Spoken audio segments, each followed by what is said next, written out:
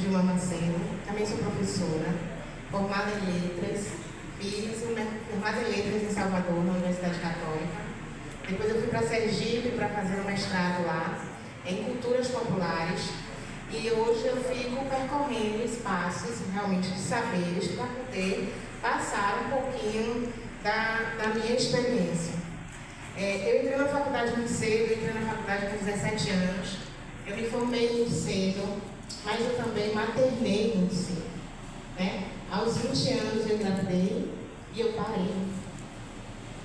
Então eu me formei, concluí a faculdade, mas eu parei. Parei porque eu precisava maternar. E aí quando a minha filha, aos 25 anos, forma, eu digo, agora é a minha vez de voltar para a universidade e voltar para o que eu tinha parado. Então isso para a gente, aqui, serve para uma experiência, que para mim foi muito louvável. Não tem tempo para a gente começar, não tem tempo para a gente estar no momento certo. O momento certo é o momento, é agora, é o momento que a gente tem, certo? Então, não estou mais na idade, eu já passei da idade, não existe isso.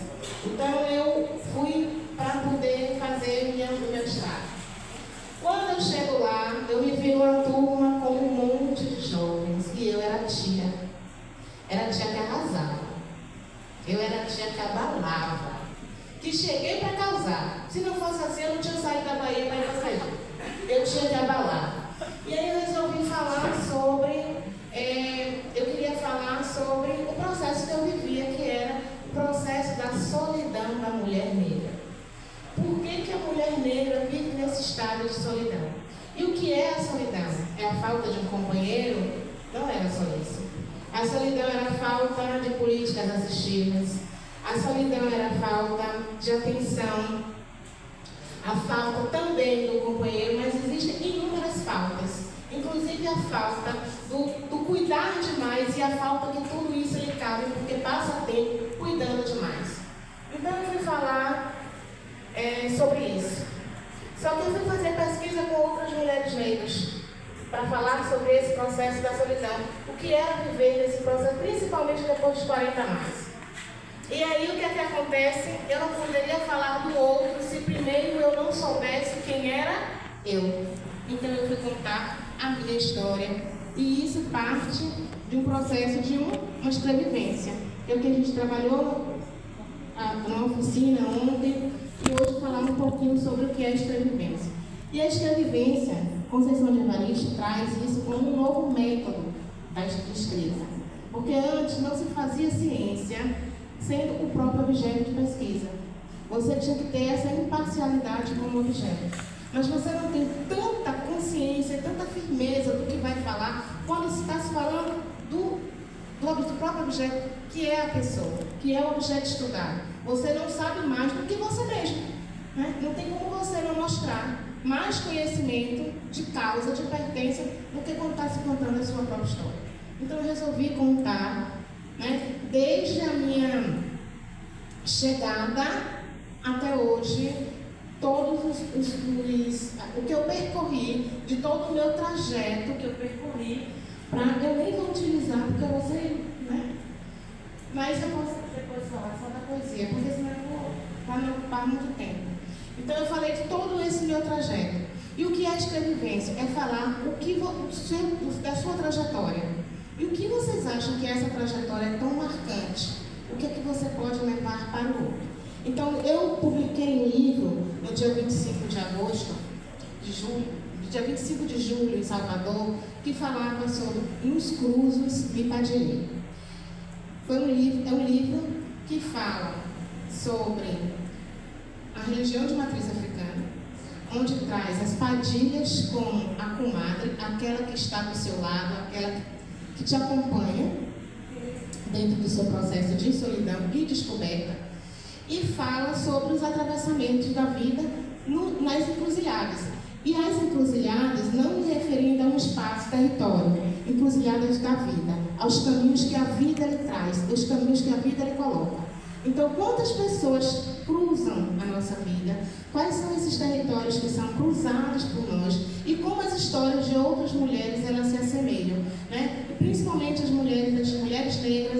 todas essas mulheres negras, como elas são atravessadas, como uma história vai se conectando com outra. E por que isso? A gente tem como foi falada por Salete, existe uma estatística por que isso acontece. Por que a minha história? Por que eu fui uma mãe solo? Por que eu sou uma mulher negra que fui mãe solo? Por que eu fui uma mulher negra que parei de estudar para poder... Poderia dizer assim, quantas mães aqui de vocês ou de conhecidos de vocês também pararam de estudar para maternar, né? Também sustentaram seus filhos sozinhos, também levaram nas suas costas o peso que não eram só delas, né? Então isso é uma história que são realmente atravessadas. Esse livro, ele traz a questão da uma sobrevivência insubmissa. E o que é insubmissão? É de não submeter a. Né? O fato de ser uma mãe solo é não submeter à violência, né, patriarcal, a violência do machismo, que eu já vivenciei, mas é a não aceitação. Então, nos fragmentos do livro eu trago: hoje eu transformo histórias em dissertação. Olha que bonito vocês que estão no curso de pedagogia falando sobre contos, falando sobre o que vocês vivenciam, o que vocês têm na história de vocês, na comunidade de vocês. Hoje vocês estão transformando isso em conto. Eu transformei a minha história em uma dissertação no mestrado. Dessa dissertação para uma tese, da tese para um livro e do livro para livros. Ou seja, a minha história hoje, ela deixa de ser só minha. Né? Ela está no livro e ela passa a ser história de outras mulheres e ela está ali, para o mundo. Certo? E que vocês façam isso com os contos de vocês também. Esse passo é um movimento. E esse movimento já começou. Né? Eu tenho quanto tempo? Mentira, você tem 3 minutos. Mas foi bom demais, mesmo tendo pouco tempo, é importante. Eu queria me ouvir o dia inteiro. Olha só, ontem eu até apresentei, foi engraçado, né? Porque ontem eu estava numa oficina sobre escrevivência. E aí, quando eu cheguei nessa oficina, que foi ministrada pela coordenadora, sabe o nome dela? Rosa, não, a outra.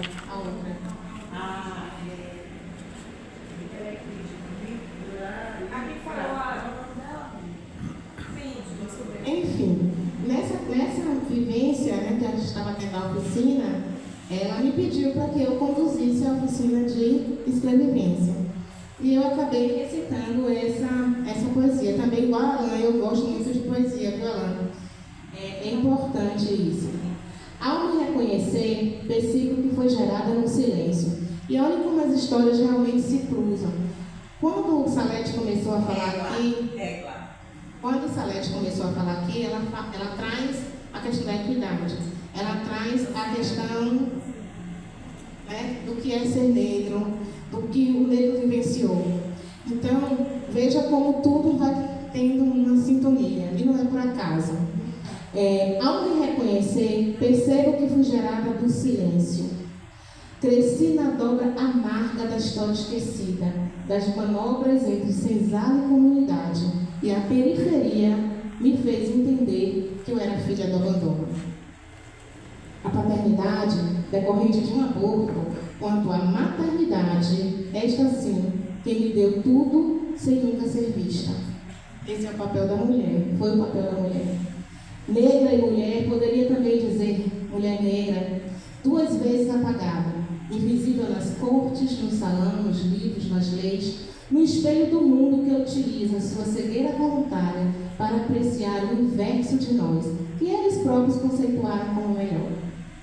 Fui a voz que calaram com risos, fui as mãos que negaram o toque, passa aqui, gente. Fui a chamada de forte para não me darem colo, fui chamada de brava para esconder o medo que eles tinham de mim. Porém me vejo e me enxergo com os olhos da leveza e revolta, com a gana de quem não aceita ser páginas rasgadas da própria existência. A minha aparência tem os olhos de Dandara, tem os pés de Carolina, a língua afiada de Lélia e a altivez de Avarista. O patriarcado tentou me dobrar, o machismo tentou me podar, mas fui raiz. Me espalhei, me entrelacei, cresci, e entre os escombros, hoje meu corpo é bandeira, meu cabelo é coroa, meu riso é resistência.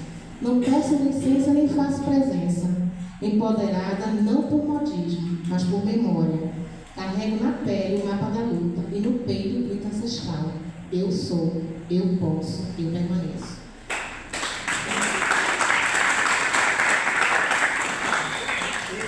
Ontem eu estava sentada atrás de uma cadeira, ouvindo professores de literatura falar sobre mulheres nos seus livros de literatura, Machado de Assis, José de Alencar, de Senhora, de homens falando sobre mulheres. Hoje eu sou uma mulher, estou dentro da universidade, fora do meu estado, falando sobre mulheres. É essa a importância que a gente precisa entender do que ontem a gente pensou e do que a gente é hoje e do que a gente pode transformar. Sintam-se transformadores, né? Vocês podem pensar nisso, podem agir. E para encerrar, né, já que eu estou falando sobre esses cruzes, sobre esse processo de empadilhamento, eu peço para que nós mulheres se empadilhem.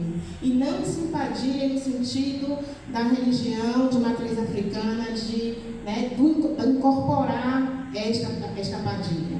Mas essa padilha de ser uma mulher livre, emancipada, solta, liberta das amarras, liberta do patriarcalismo, liberta da misoginia, liberta do machismo, liberta desses estereótipos, desses estigmas, desses conceitos de beleza, de padrões, se libertem. E é por essa liberdade que a gente se despede, que a madrugada se despede, é hora, o dia já amanheceu e a padilha vai embora. E assim, cadê essa comadre? Que ela se aproxime de nós e que a gente se liberte junto com ela. Obrigada e uma boa tarde para todos vocês.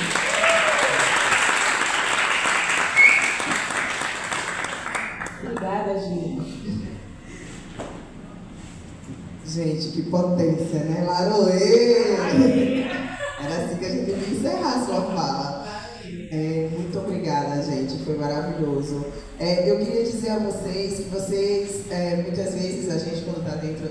O Pretas nas Ciências não é por acaso, mas que muitas das vezes a gente está na ciência e a gente pensa que a minha ciência não é cultura, né? E aí a gente vê hoje vários projetos científicos que têm cultura, né? Então, falar de fotografia, falar de audiovisual, falar de contos, né, da literatura, que pode se transformar em livros, falar de escrevivências, né? Então, a nossa história, ela é ciência, né? Porque a gente está entrelaçado de matriz africana, de cultura da matriz africana. Então, eu estava falando com a professora Adriana, e eu vou encerrar, né, para a gente ir para casa comer, ou comer por aqui, não sei como é que vai ser, que é o seguinte, nós, quando a gente está na academia, a gente não sabe ganhar dinheiro, né, Dorinha? A gente não sabe ganhar dinheiro com a nossa ciência, né? E quando a gente vê o governo que tenta fazer a reparação histórica para a população negra, a gente não sabe fazer isso. Então, todos os projetos de vocês podem ser financiados através da cultura de matriz africana, cultura dos povos originários, como professora Salete. O projeto já está pronto, é só se inscrever.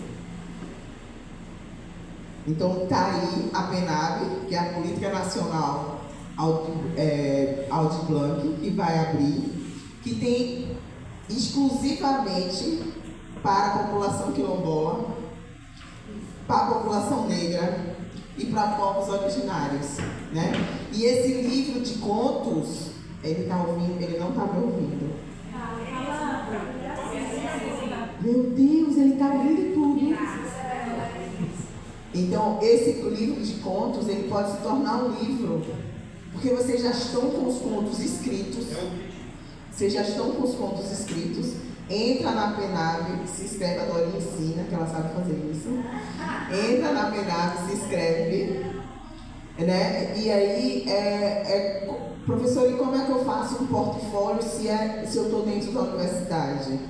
Né? É o grupo de estudo. Tudo a gente tem que... quando a gente fala de escrevivência, eu fui agora...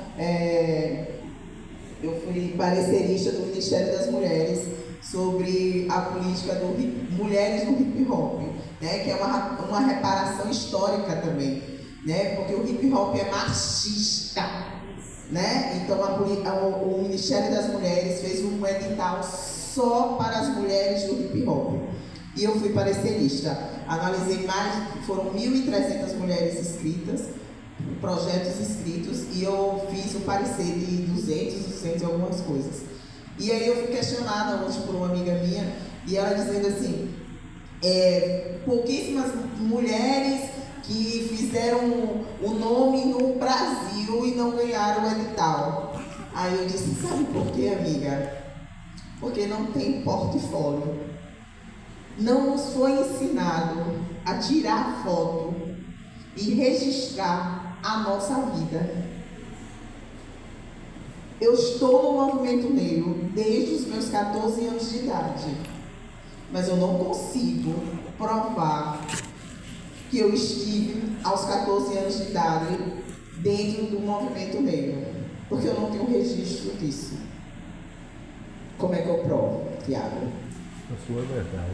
Com a minha verdade, né? Então, assim, quando a gente escreve uma escrevivência, um livro contando a minha história, isso se torna uma verdade, né? Então, a gente precisa aprender a fazer o nosso portfólio, as reuniões de estudo, as reuniões, a extensão do NEAB, a extensão. Então, não é o aluno que vai escrever, professora, é o NEAB, através do seu CPF, ou do CPF do Tiago, ou o CPF da professora que estava coordenando a extensão.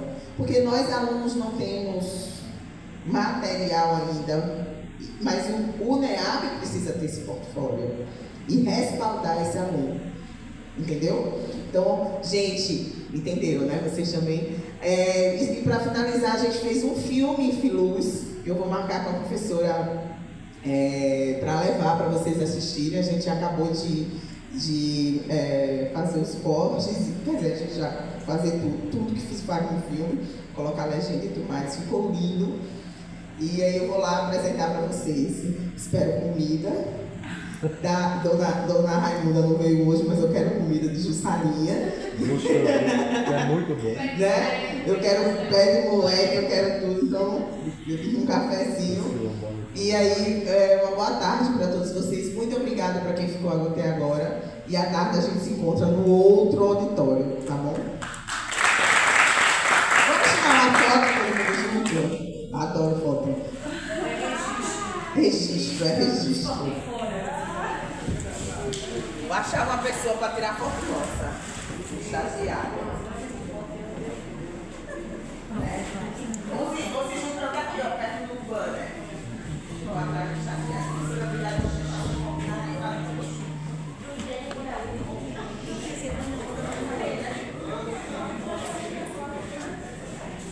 Quando você fizer o seu TCC, pega um documento e resgata todo o processo, aí consegue provar. Ela consegue provar, desde quando o movimento vem. Uhum. E eu